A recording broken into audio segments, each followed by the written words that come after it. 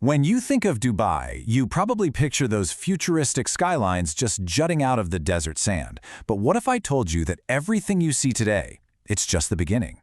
A beta test, really. You see, the city has this incredibly audacious blueprint for 2050, a plan to completely re-engineer itself into a sustainable, hyper-intelligent megacity. So let's dive into how they're planning to build the world of tomorrow, starting today. I mean, it's a massive question, isn't it? How do you even start? Building the city of the future isn't just about constructing taller skyscrapers or designing faster trains.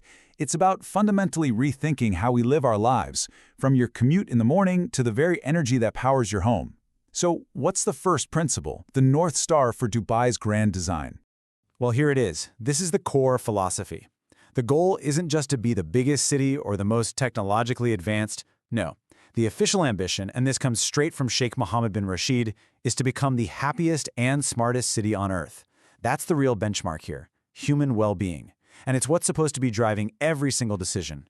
And the scale they're dealing with here is just immense. This isn't some plan for a little boutique city. We are talking about a future population of over 10 million people. Trying to engineer a happy, sustainable city for that many residents? Well, that requires a completely new way of thinking. So let's start with the physical city, the nuts and bolts. How do you design a landscape that can actually accommodate that kind of massive growth?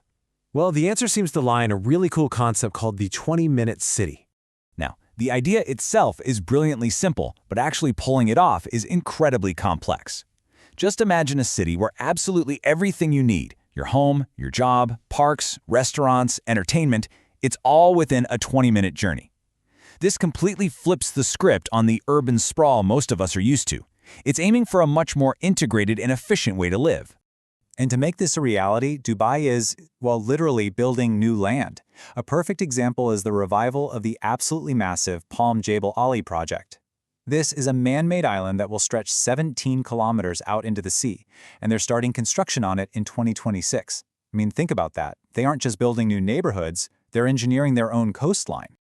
Okay, so how are you going to get around in this 20-minute city? Forget about traffic jams. The vision is for a fully autonomous transport network. Picture this. You hop in a self-driving pod for local trips, maybe hail an EVTOL, that's an electric flying taxi, to cross the city, or even jump on a Hyperloop that could get you all the way to Abu Dhabi in just 10 minutes. And you know, this isn't just some far-off dream. There's a meticulously planned roadmap. Construction on new land like Palm Jebel Ali kicks off in 2026. Just 4 years after that, the goal is for a quarter of all transport to be completely driverless. And as the population grows toward nearly 6 million by 2040, all these infrastructure and tech milestones are designed to scale up, leading to that ultimate goal, net zero emissions by 2050. Okay, so that's the physical structure, the bones of the city. But a megacity for 10 million people is going to consume an unbelievable amount of energy. So how do you power it sustainably? Let's take a look at the green engine that's going to drive this future.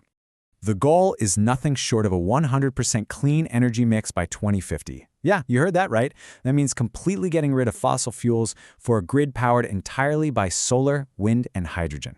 It's incredibly ambitious. And the cornerstone of this whole plan is already under construction. It's the Mohammed bin Rashid Al Maktoum Solar Park. When this thing is complete, it is going to be the largest single-site solar park in the entire world. Basically, a gigantic power station sitting out in the desert. And sustainability isn't just about power, it's also about the quality of life. The 2040 urban plan actually calls for doubling the amount of green spaces, parks, and leisure areas, transforming the whole urban footprint into a much greener and, frankly, a much more livable environment. All right, now for the really cool part, the invisible layer that holds this all together. Because this isn't just planned a sustainable city, it's an intelligent one.